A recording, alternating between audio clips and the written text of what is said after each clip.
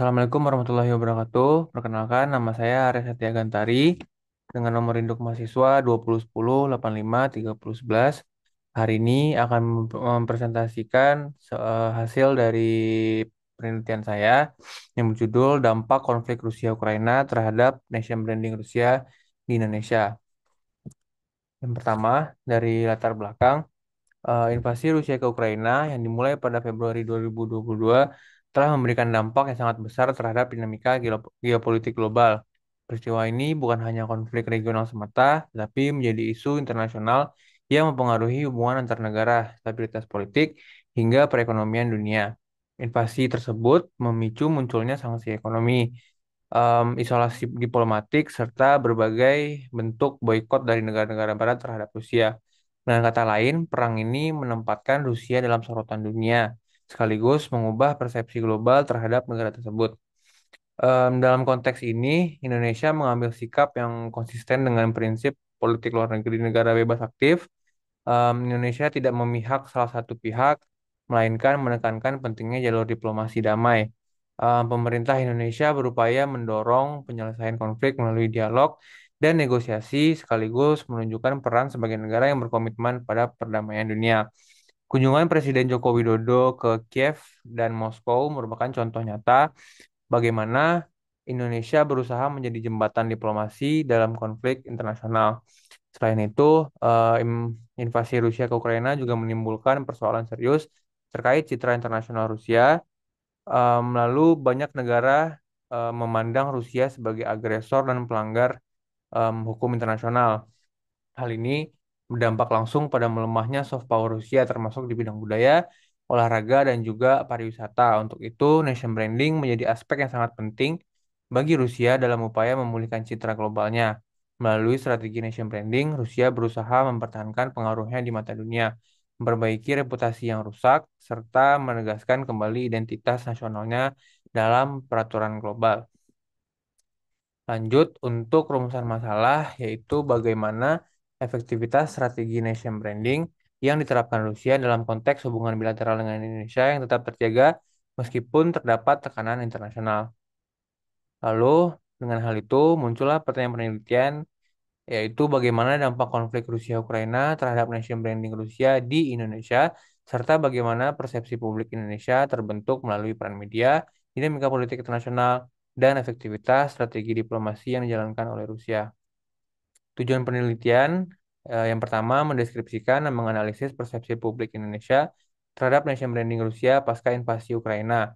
Yang kedua, mengidentifikasi faktor-faktor yang mempengaruhi persepsi tersebut, termasuk peran media dan juga politik internasional. Manfaat penelitian dari sisi akademis, yang pertama menambah wawasan dalam studi hubungan internasional dan komunikasi, yang kedua memperluas kajian tentang nation branding di tengah konflik geopolitik. Lalu dari sisi praktis, yang pertama yaitu memberikan referensi bagi pembuat kebijakan dan pelaku diplomasi. Yang kedua yaitu membantu memahami peran media dan opini publik dalam membentuk citra negara asing. Untuk studi pustaka, sumber yang pertama itu menggunakan Simon Anholt yang berjudul Nation Branding. Lalu sumber dua Raka Pamungkas yang berjudul Grasping the Public's Perspective on the War in Ukraine. Sumber ketiga Monash Lens yang berjudul How Indonesian Media Has Covered the War in Ukraine. Sumber keempat Muhammad Rizky Tafal Jahidin, Meganisfa Makroja, dan Kurnia Zulhandayani Rizky yang berjudul Rusia melakukan diplomasi publik aktif di Indonesia. Sumber yang kelima yaitu Muhammad Hasan Hasan Bisri, Isa Darwisi Subrata yang berjudul Analisis Framing Pemberitaan Konflik Rusia dan Ukraina di CNN dan CNBC Indonesia. Lalu kerangka konseptual di sini menggunakan teori dari Simon Anholt yang tadi yang berjudul Nation Brand. Di dalam Exchange, The Journal of Public Diplomacy, volume 2, nomor 1, artikel 1, Simon Anholt di sini menjelaskan bahwa citra negara itu dibentuk melalui 6 dimensi utama yang saling berkaitan, yaitu dari sisi governance, yaitu pemerintahan, export, yaitu eh, ekspor, yang ketiga itu culture and heritage, yang keempat people, yang kelima tourism, yang keenam ada investment and immigration. Lalu di sini metode penelitian yang pertama teknik pengumpulan data yaitu menggunakan studi literatur, lalu yang kedua analisis media dan juga kuesioner yang disebarkan kepada mahasiswa em, di Indonesia sebanyak-banyaknya yaitu menggunakan skala Likert. Lalu di sini pendekatan menggunakan kualitatif deskriptif dan juga teknik analisis data yaitu yang pertama reduksi data, penyajian data dan juga penarikan kesimpulan. Batasan dan unit analisis, batasan waktu dari tahun 2022 sampai dengan 2025. Unit analisis, nation branding Rusia, tingkat analisis negara atau state level, instrumen, skala Likert dalam kuesioner persepsi publik. Sistematika penulisan, bab satu pendahuluan, bab 2 tinjauan pustaka, bab 3 metodologi penelitian, bab 4 hasil pembahasan, bab 5 kesimpulan dan saran. Lalu bab 2 sejarah singkat dan posisi Indonesia terhadap konflik. Konflik Rusia dan Ukraina ini sebenarnya bukan sesuatu yang tiba-tiba muncul. Akar dari masalahnya ini sudah ada sejak runtuhnya Uni Soviet pada tahun 1991 setelah kemerdekaan Ukraina. Hubungan kedua negara sering mengalami ketegangan karena adanya perbedaan orientasi. Rusia berusaha mempertahankan pengaruhnya, sementara sebagian masyarakat dan pemerintah Ukraina justru cenderung ingin lebih dekat dengan Barat, baik dari sisi politik, ekonomi, maupun keamanan. Dari sisi faktor historis, budaya, serta geopolitik, ini kemudian menjadi latar belakang ketegangan yang berlarut-larut. Beberapa peristiwa penting semakin memperuncing konflik ini. Contohnya pada tahun 2004 terjadi revolusi Oranye, yaitu sebuah gerakan besar yang membuat Ukraina semakin condong ke arah pro-Barat. Kemudian pada tahun 2013 hingga 2014 muncul gerakan Euromaidan yang berujung pada jatuhnya Presiden Viktor Yanukovych, yaitu seorang tokoh yang dianggap dekat dengan Rusia. Kejatuhan Yanukovych ini membuat Rusia merasa kehilangan pengaruh besar di Ukraina, sehingga pada tahun 2014 Rusia mengambil langkah drastis dengan menganeksasi Crimea. Sejak itu, konflik bersenjata di wilayah Donbas terus berlangsung hingga 2021. Dan dalam kurun waktu tersebut, lebih dari 14.000 orang dilaporkan menjadi korban jiwa. Situasi semakin memanas pada tahun 2022 ketika Rusia akhirnya melancarkan invasi besar-besaran ke Ukraina. Rusia beralasan bahwa langkah ini dilakukan untuk mencegah Ukraina semakin dekat dengan Barat, terutama dengan NATO dan Uni Eropa. Namun, invasi tersebut justru memicu reaksi keras dari dunia internasional. Banyak negara menjatuhkan sanksi ekonomi yang berat terhadap Rusia, memutuskan berbagai bentuk kerjasama diplomatik, bahkan memberikan bantuan militer langsung kepada Ukraina. Indonesia dalam hal ini tetap memegang prinsip politik luar negeri bebas aktif. Artinya, Indonesia tidak memihak salah satu blok, tetapi mendorong penyelesaian konflik melalui jalur damai. Presiden Jokowi bahkan sempat melakukan kunjungan langsung ke Kiev dan Moskow untuk bertemu langsung dengan Presiden Zelensky dan juga Presiden Putin sebagai bentuk upaya diplomasi perdamaian. Selain itu, Indonesia juga mendukung resolusi PBB terkait konflik ini dan memberikan bantuan kemanusiaan bagi masyarakat Ukraina yang terdampak perang. Secara global, dampak invasi ini sangat besar terhadap citra Rusia. Negara tersebut dicap sebagai agresor dan dianggap melanggar hak asasi manusia. Soft power Rusia yang sebelumnya cukup kuat, misalnya melalui olahraga, budaya, maupun kerjasama internasional ikut merosot. Nation branding Rusia juga runtuh karena banyaknya boykot, sanksi budaya, serta isolasi dari komunitas internasional. Akibatnya, Rusia semakin terpinggirkan dalam peraturan global, baik dari segi politik, ekonomi, maupun diplomasi. Em, Lalu bab 3 persepsi publik Indonesia terhadap nation branding Rusia pasca invasi Ukraina. Di sini saya akan memaparkan data yang saya lakukan kuesioner itu. Yang pertama itu ada karakteristik responden penelitian. Di sini mayoritas em, dari 164 jawaban yaitu mayoritas laki-laki di sini sekitar 50,6% laki-laki, 49,4% perempuan.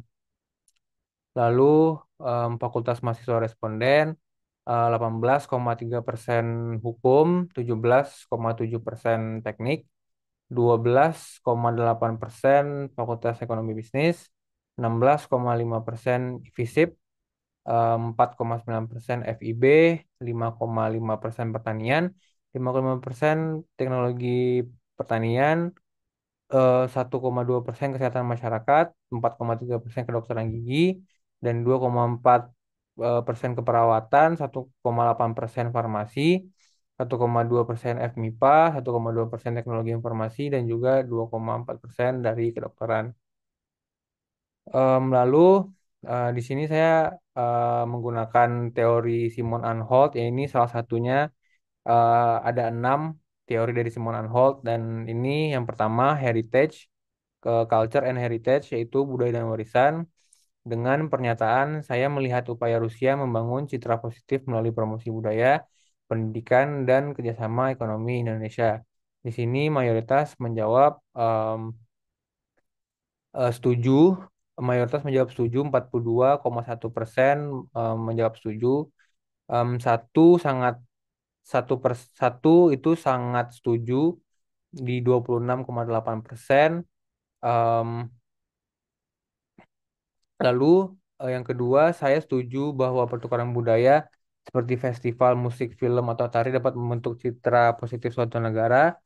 Eh, di sini mayoritas juga menjawab sangat setuju di 48,2%. Lalu berdasarkan faktor tourism atau pariwisata, dengan pernyataan yang pertama, yaitu konflik Rusia-Ukraina membuat saya lebih berhati-hati atau ragu untuk berwisata ke Rusia. Mayoritas menjawab setuju di angka 34,8%. Lalu pernyataan kedua tentang tourism, yaitu pemberitaan media tentang konflik Rusia-Ukraina mempengaruhi pandangan saya terhadap keamanan berwisata di Rusia. Mayoritas menjawab sangat setuju, sorry, 40,2% menjawab setuju. Lalu berdasarkan faktor people atau masyarakat, konflik Rusia-Ukraina tidak mengubah pandangan saya terhadap masyarakat Rusia. Mayoritas juga menjawab setuju di angka 42,7%. Lalu pernyataan kedua, saya percaya masyarakat Rusia tidak sepenuhnya mendukung kebijakan pemerintahnya dalam konflik Ukraina. 44,5% atau 73 orang menjawab juga setuju. Lalu dari sisi investment and immigration, yaitu investasi dan migrasi, pernyataan pertama yaitu program beasiswa dan kerjasama pendidikan Rusia menarik minat saya meskipun negara tersebut sedang berkonflik. Eh, Mayoritas menjawab tidak setuju di angka 31,7%. Dan juga pernyataan kedua, saya menilai Rusia sebagai negara yang terbuka terhadap pendatang asing untuk studi atau bekerja. Lagi-lagi mayoritas menjawab tidak setuju di angka 36%. Lalu bab 4, analisis data dan pembahasan persepsi mahasiswa Indonesia terhadap nation branding Rusia pasca invasi Ukraina. Ini ada hasil dari analisis datanya. Yang pertama itu tujuan analisis. Penelitian ini bertujuan untuk menggali persepsi mahasiswa Indonesia terhadap nation branding Rusia pasca invasi Ukraina. Untuk menganalisisnya digunakan kerangka heksagon yang mencukup 6 aspek. Namun dalam penelitian ini difokuskan pada 4 aspek, yaitu culture and heritage, tourism, people, serta investment and immigration. Dari sisi culture and heritage, mayoritas responden menilai positif upaya Rusia dalam bidang budaya, pendidikan, dan kerjasama ekonomi dengan persentase 68,9% yang menyatakan setuju. Pertukaran budaya seperti festival, musik, film, dan tari juga dinilai efektif dalam membangun citra Rusia dengan 58%. Lalu 58% responden menyatakan setuju. Budaya Rusia bahkan dianggap sebagai salah satu soft power penting yang mampu memperkuat nation branding, meskipun dipengaruhi oleh konteks politik dan pemberitaan media. Pada aspek investment and immigration, hasil survei menunjukkan bahwa sejak invasi 2022, minat terhadap beasiswa maupun kerjasama pendidikan dengan Rusia relatif rendah. dengan 59,1% responden menyatakan menolak. Persepsi bahwa Rusia tidak terbuka terhadap pendatang asing juga cukup tinggi dengan 60,4% responden setuju. Secara keseluruhan, citra Rusia di bidang investasi dan migrasi cenderung negatif. Dari aspek tourism, konflik Rusia-Ukraina ternyata berdampak signifikan pada minat mahasiswa Indonesia. Sebanyak 62,8% responden menyatakan berhati-hati atau enggan berwisata ke Rusia. Media juga berperan besar dalam membentuk pandangan negatif terkait pariwisata Rusia dengan 73,7% setuju. Akibatnya, pariwisata Rusia semakin dipersepsikan negatif selama konflik berlangsung. Terakhir, pada aspek people, hasil survei menunjukkan bahwa persepsi terhadap masyarakat Rusia sendiri cenderung positif meskipun ada konflik. Sebanyak 69,5% responden setuju bahwa masyarakat Rusia tidak sepenuhnya mendukung invasi. Bahkan 72,5% responden berpendapat bahwa kebijakan pemerintah Rusia tidak selalu mewakili suara rakyatnya. Hal ini menandakan adanya pemisahan persepsi antara negara Rusia sebagai aktor politik dengan rakyatnya sebagai masyarakat sehingga masih ada peluang untuk diplomasi publik. Lalu yang terakhir bab 5 yaitu penutup. Kesimpulan dari penelitian saya ini adalah budaya dan masyarakat Rusia itu masih menjadi kekuatan positif di Rusia. Dengan kata lain soft power. Lalu pariwisata, investasi migrasi terdampak negatif karena isu keamanan dan konflik dengan Ukraina ini. Yang ketiga, media berperan besar membentuk persepsi publik terhadap citra Rusia. Saran, perkuat diplomasi budaya dan juga pendidikan sebagai jembatan non-politis. Lalu yang kedua, terapkan strategi komunikasi krisis di sektor pariwisata. Dan yang ketiga, tingkatkan literasi dan juga pemberitaan media yang berimbang untuk opini publik lebih objektif. Terima kasih. Mohon maaf bila ada kesalahan. Saya akhiri em, presentasi saya pada hari ini. Assalamualaikum warahmatullahi wabarakatuh.